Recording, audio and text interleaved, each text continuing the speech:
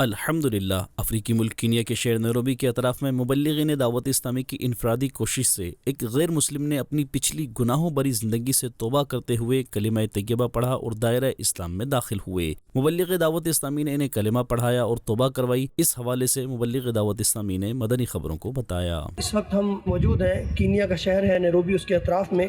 الحمدللہ نیکی کی دعوت کے دوران ان بھائی سے ملاقات ہوئی اور الحمدللہ عز و جل دوران انفرادی کوشش یہ کلمہ پڑھ کر مسلمان ہو چکے ہیں اور ان کا نام الحمدللہ علی رکھا گیا ہے۔ یہ دعوت اسلامی کی بہاریں ہیں۔ دوسری جانب ایسی ہی مدنی بہار ایک اور افریقی ملک ملاوی کے شہر لمبی میں دیکھنے میں آئی، جہاں مبلغ دعوت اسلامی و نگران ملاوی کی انفرادی کوشش سے ایک غیر مسلم نے اپنے پچھلے مذہب سے توبہ کرتے ہوئے اسلام قبول کیا۔ مبلغ دعوت اسلامی نے کلمہ پڑھایا اور توبہ بھی کروائی۔ اشہد اللہ الہ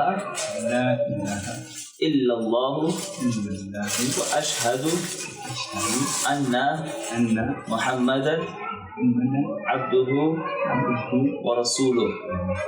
اس موقع پر نگران ملاوی کابینہ نے مدنی خبروں کو بتایا۔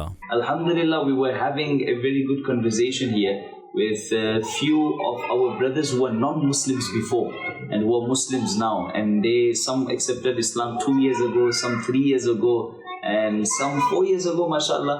They are with us, alhamdulillah. So we were having a discussion with them, and in that we had this brother with us.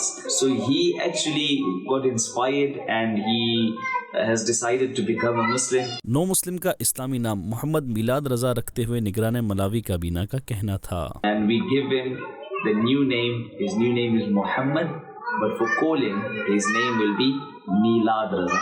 Inshallah. Your name is Milad. What's your name? MashaAllah, MashaAllah. Welcome to Islam, brother.